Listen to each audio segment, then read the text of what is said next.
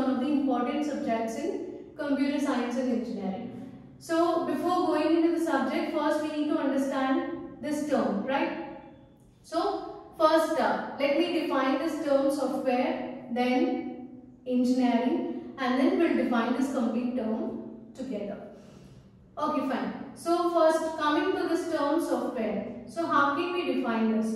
So it can be defined as collection of programs or sequence of instructions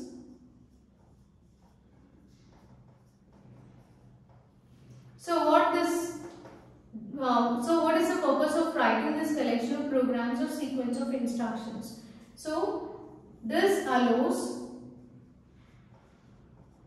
users to perform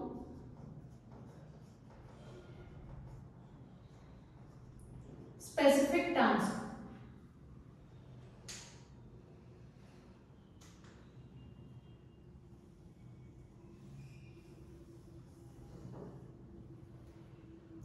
So the term software can be defined as collection of programs or sequence of instructions that allows users to perform specific tasks. So the task can be anything.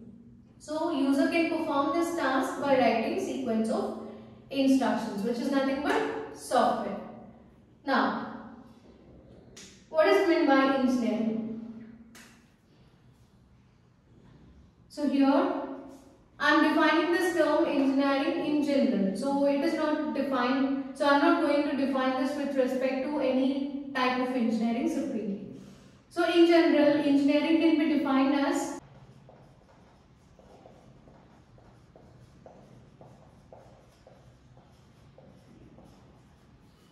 engineering can be defined as a disciplined approach where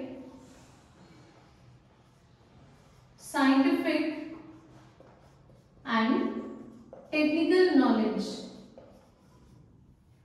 So scientific and technical knowledge are combined or they are applied to solve practical problems.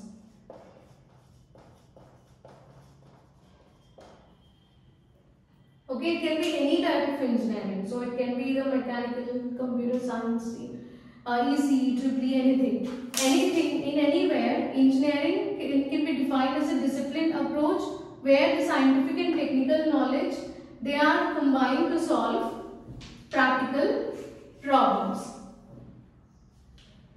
Okay.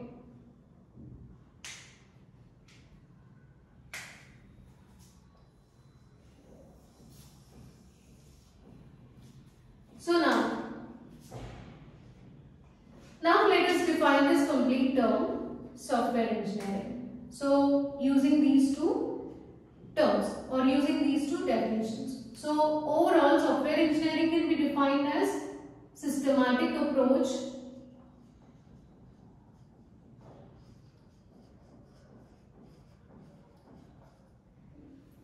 to develop software.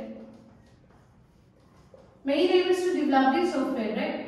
So here it can be defined as a systematic approach to develop a software which aims to create high quality, reliable and maintainable software.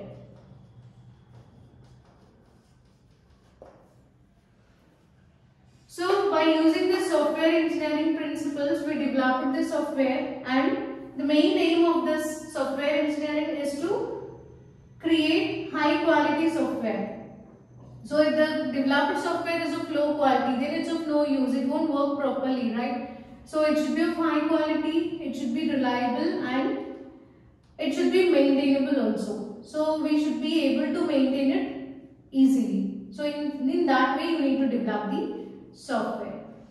So what is the outcome? So okay, fine, we develop the software here. So outcome of this is the outcome of software engineering is efficient and reliable software product. So if you use the software engineering principles to develop a software, then we can produce efficient and reliable software product. Okay. So this is the complete definition of this term software engineering. Okay. Now, for example, assume that if I ask you to write small programs. So any small program. So can you write that? Yes. So a person who is having minimum programming knowledge, he can write a small program. Okay. So if I ask you to write large program, yes, we can write small. Whereas large program, or if I ask you to develop large software product, can you do that? So we cannot develop large software product without using software engineering principles. So in order to develop this, what we require? Software engineering principles are required. Okay. So let us take one real life scenario. I'm just trying to compare our software engineering with other real life scenario. Okay. So let me take that example. And here the task is construction of building. So this is an analogy. So now, assume that there are two friends. Assume that there are two friends, A and B. Now, A gave a task. So these are two friends. So A asked B to develop or to construct. So A asked B to construct small wall. So can this be? So can we construct this small wall? Yes. So just by using common sense, one can construct small wall. So first we need to find out the requirements for that. So what are the requirements for constructing a wall? We need bricks and cement, right? So now we started constructing the wall by using this bricks and cement, and finally he constructed the wall like this. This is a small wall. Okay, so his task is done. Now, after that, A gave one more task to B. So he asked his friend to construct large multi-stored building. Okay, small wall task is over. Next task is to construct large multi-stored building. So can this B construct that multi-stored building? He can't construct it because, so see, he don't have enough knowledge regarding how to construct the large building. So even though he is successful in constructing a small wall, he cannot do this because he cannot use the knowledge, or he cannot extend the knowledge which is used for constructing the wall to construct a large building. Okay, so because he don't know about various terms like strength of the material, or else testing, planning, architectural design. So all these things are required in order to construct a building. Whereas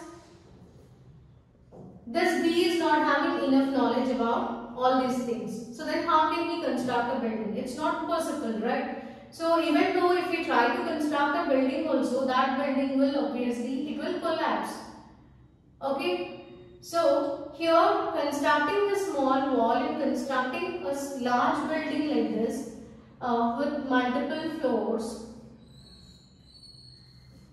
So both of them are two different scenarios. So constructing a small wall and constructing a large building, both are different.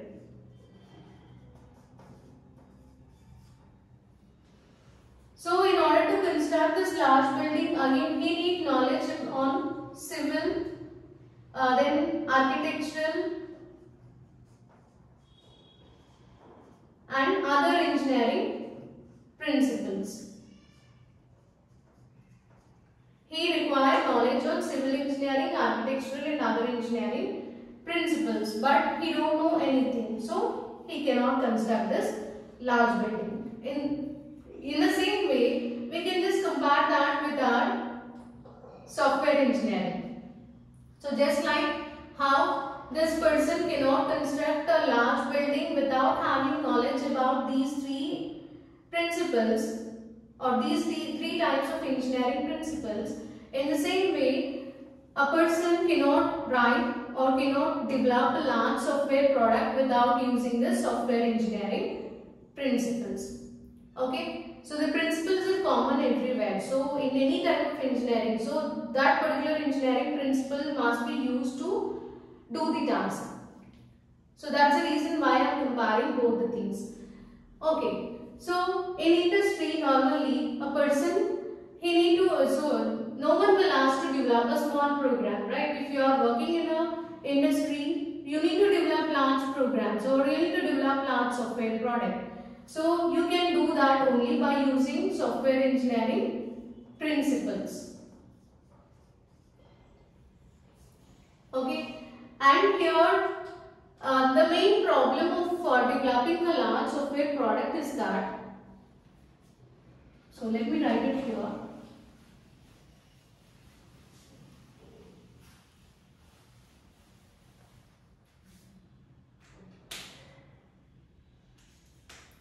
So what is the main problem of developing the large software product? To develop large software product. Here the main problem is complexity and difficulty levels. So complexity and difficulty levels increases with increasing size of your program, with increasing program size. So you can just see this in the form of a graph also. So here I am drawing this graphs. So this is here, let us take size, and y-axis represents complexity. Next up, effort and time spent or time required to develop the product. So with increasing size of your program, complexity also increases. So with increase in size of your program, complexity increases. Okay. So here we can take one more example. So see, assume that we have a program which is having 1000 lines of code. So let us take a program with size 1000 lines of code, and this is having some complexity. Okay, this is program 1. And take one more program, program 2.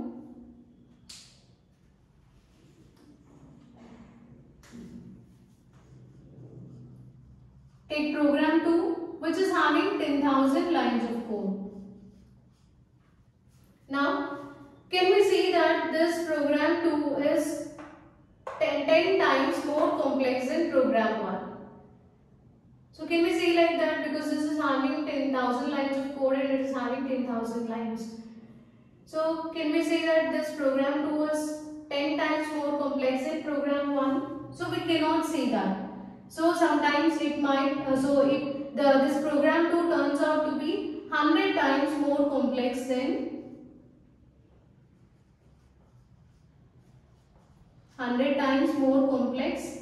than program 1 also. It might even happen. So when this happens, without using software engineering principles.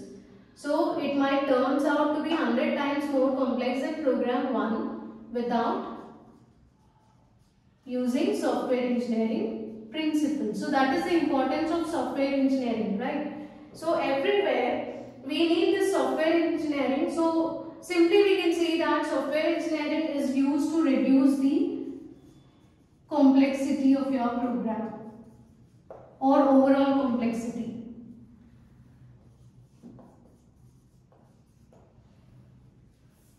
So software engineering principles are used in order to develop a product, and here the developed product should be cost effective also. Okay, if the software which we developed is of high cost, or if it is very expensive, then again it's not considered to be the good thing. So it should be cost effective and it should be of high quality, reliable and maintainable.